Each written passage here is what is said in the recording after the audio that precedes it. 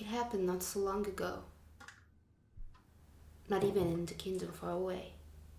Four kids met waiting for death row. What have they done against the sway? Our tale will tell you and explain what will await them in the end, how humble folk are ridiculed again, and what role the rulers have to play.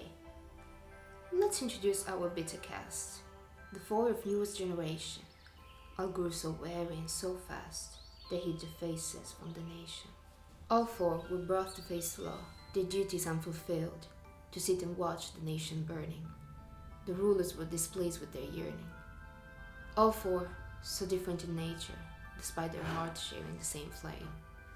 A promise of a brighter future, but what is the price of such a claim? One of them, a youngster, a little boy, he doubted nothing if at all. So full of life, so full of joy, but angry, so much he dreamed to grow.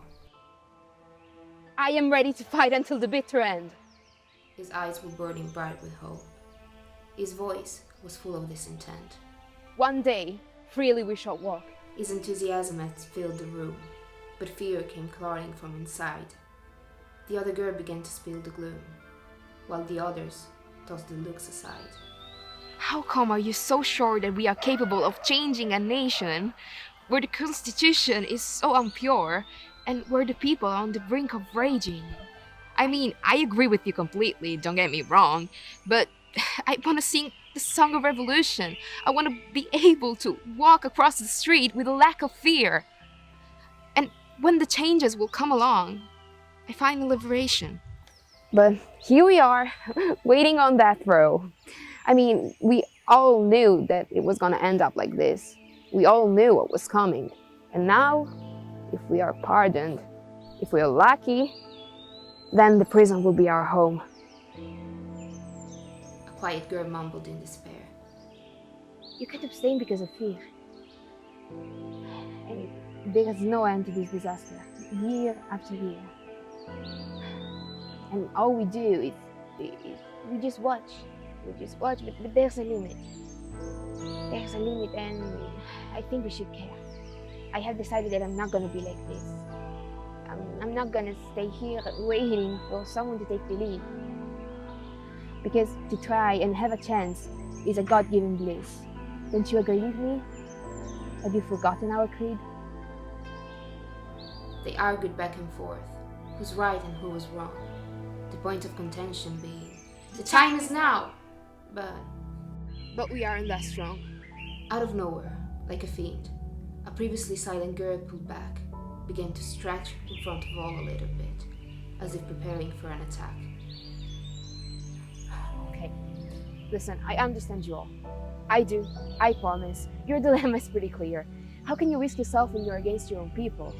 Saving those that want to drown, it's a risky business. And in the worst scenario, they will just take you down with them and you just embrace their sickness. But in any case, nobody's gonna be thankful for your commitment to this act. And why would they? They didn't ask you, and they would rather have you backed. But I do support the people who in anger rush towards the front line of this battle. Because, I mean, it's possible to break the cycle. It's possible, and it's one answer. And, I mean, if you want to, you can also escape this shifting sand and just relieve the shackle. But I do believe that people like this, people who are loyal to this thinking, those people would, until the end, try to go amiss, okay? And they would just toss a Molotov cocktail without even blinking. But it doesn't matter anymore. It's not important. There's no need to argue, okay? There's no need to argue because they've already come at our door while we were planning our exploits. Truly, this tale has no end, and I doubt it will ever have one. Because in order to have an ending, you need to make a choice. But thankfully, this is just a tale. It would never be written down in books. And I am glad that a tragedy of such a scale would not happen in real life.